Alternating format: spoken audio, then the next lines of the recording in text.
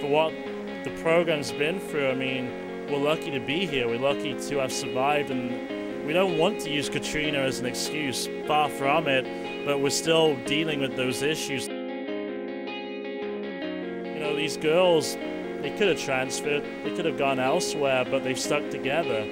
And you know, that's a real testament to what these girls are all about. I mean, they have a great pride in the city, not just about being a UNO privateer or being an athlete. They have a great pride in being here and being a part of New Orleans. So the city's doing a lot of rebuilding, and it's a fantastic place to be, where a modern city isn't just rebuilding but regenerating into something brand new, and a lot of cities can't do that.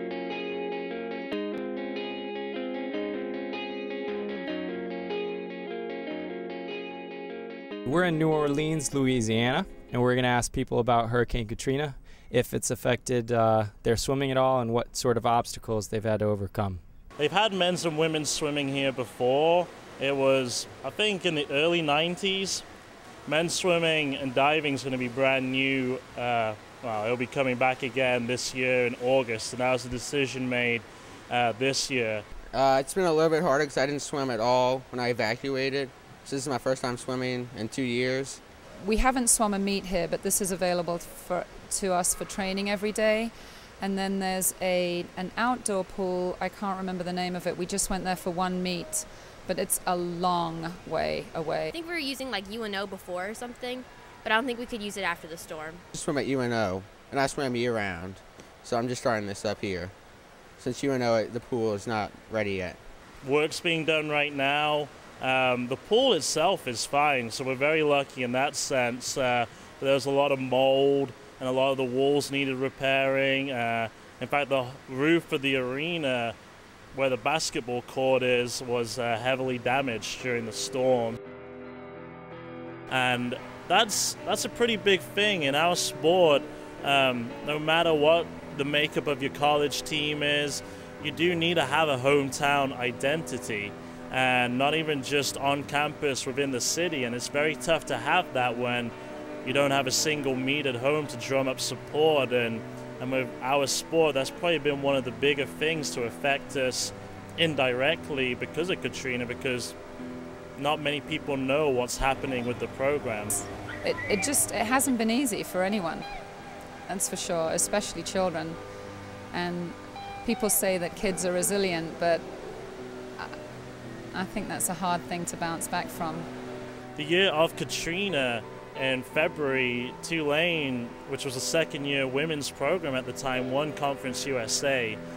Program's really going in the right direction. I mean, it was going to be one of the premium female teams here in the country. For whatever reason, Tulane decided to suspend its program at that time. Tulane has won conference, but they haven't competed since.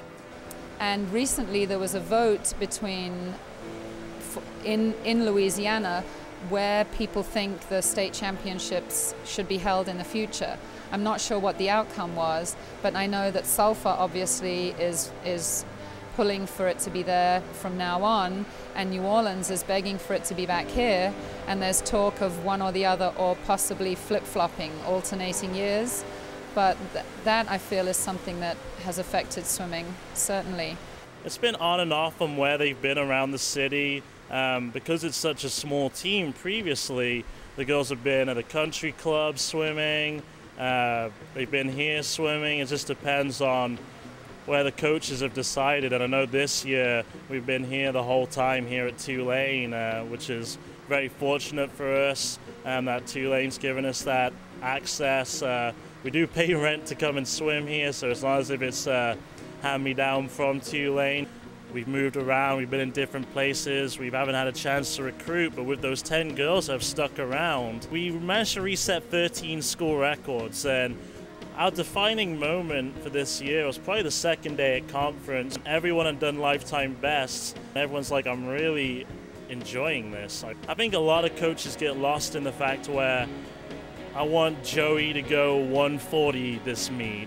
Oh, you haven't done a lifetime best, you haven't done this. You know, there's too much focus sometimes on the time, where I think the real joy in our sport isn't just swimming fast and competing and winning meets, but also actually enjoying being there and being a part of it. And for our girls to go through so much, to be so small, where it's been incredibly tough to compete in dual meets with only 10, 11 girls. There we were, second day finals, everyone's on their feet, everyone's happy, cheering. I think that was pretty much the defining moment for the season.